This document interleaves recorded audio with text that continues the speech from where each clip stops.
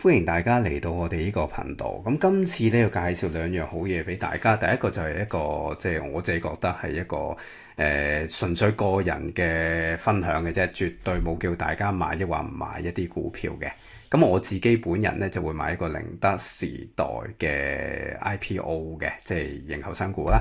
第二咧，我就想介紹翻，即係其實大家可以用呢個渣打嘅 Priority Banking 優先理財去認購佢咧，亦都係好方便嘅。咁事不宜遲，我哋去片睇翻有關嘅資料。好，咁首先我哋咧就係講翻寧德時代呢隻股份咧。就已經開始咗全球嘅 IPO 發售啦，股票編號3750。咁我哋睇翻佢個保薦人咧，有幾間大嘅投資銀行啦，包括有 Goldman Sachs、Morgan Stanley 同 UBS 去做保薦人嘅，咁都係即係對我嚟講，我自己覺得係信心保證啦。咁佢嗰個價錢咧就係每股263蚊港幣。咁咧應該係對翻，如果佢係即係喺應該深圳嗰邊有上市咧，係有1%，大概1%嘅折讓，即係平咗嘅。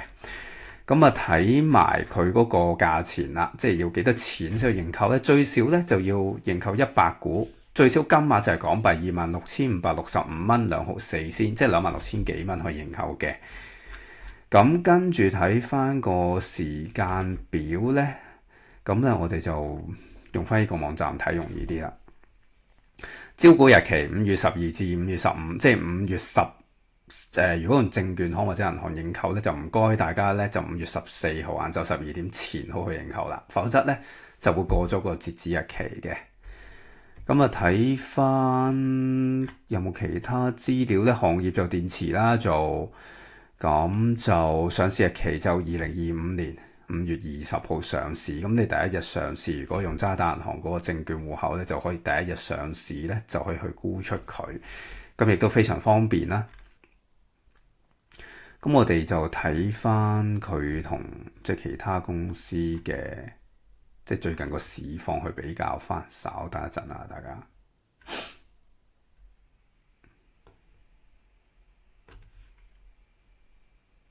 好，咁啊睇翻咧佢最近個市況，點解小弟會去認購咧？嗱，絕對唔係叫大家認購啊，只不過係個人興趣分享啫，絕對不牽涉投資，亦都不會即係叫大家買抑或唔買呢隻股票嘅。好，咁睇翻咧就上市日期，最近上市5月8號有股票上市，叫湖上雅醫，咁累積嗰個升幅都有12%。跟住同一日，亦都有第二隻股票君達股份，咁佢個累積表現咧就係升9.7% 嘅。再對上5月7號博雷頓，咁咧升40%。再對上4月15號嘅股票影恩生物，升成97%。咁就咁望落去咧，綠色代表升，紅色代表跌咧。其實最近依年都係升多就跌少嘅。咁所以小弟咧就因應咁都會認購啦。咁亦都即係我同大家再望一望佢個財務報表啊，睇下佢依間嘢，喂，究竟係咪賺錢先得㗎？咁啊睇翻佢個合併損益表啊，即係 consolidated income statement。咁啊睇翻呢個咧，佢係以每1000人民幣去計嘅，就2024年佢賺幾錢咧？2024年嗰個年度利潤，即係所謂英文嘅 net income 552億人民幣。咁對上一年2023年473億人民幣，再之前2022年334億人民幣，都係一個即係唔少嘅數目嚟嘅。咁所以變咗嚟講咧，小弟會去認購啦。咁啊跟住咧，再介紹俾大家咧，就係會用咩戶口認購咧？咁我就會用呢個優先理財嘅戶口去認購嘅。咁啊，如果大家用呢個 SC Mobile App 去開立咧，就額外500蚊現金回贈。如果用小弟嗰個 Referral Link 去開咧，亦都有以下獎賞，就高達22,000蚊迎新禮遇嘅。咁啊，如果存入嘅資金相等於港幣100萬等值或以上，全新客戶即是話你過往1年都冇渣打銀行戶口任何戶口嘅，信用卡除外啊。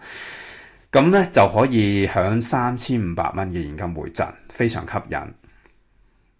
咁亦都咧推介大家開呢個高息買一重戶口啦。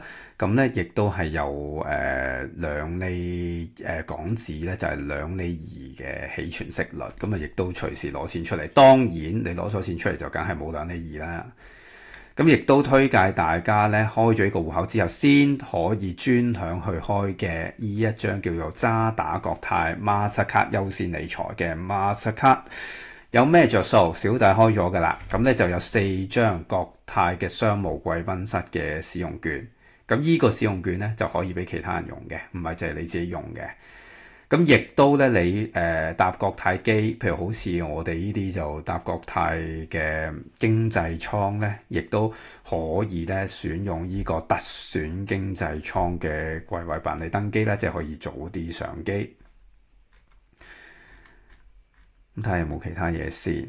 咁亦都可以申請埋依張嘅萬事達嘅 debit 卡扣帳卡。咁咧佢咧就可以係用喺外國，你喺事先係渣打戶口唱咗一啲，舉例你唱咗英鎊，咁跟住喺英國就直接喺張卡喺你戶口碌英鎊，就變咗不牽涉你嗰個外幣兌換嗰啲手續費。因為一般嚟講，如果你係用信用卡，香港的信用卡在外國消費咧，有2% 手續費要扣你嘅。咁我睇下有冇其他嘢去補充。好，咁今日咧同大家分享嘅係咁多，咁啊希望大家就係 like share subscribe 我嘅頻道，同埋可以撳埋個叮叮鐘，咁啊有呢啲新資料、賺錢資料咧都可以話俾大家知。咁我哋下集再見，多謝晒大家嘅觀看，拜拜。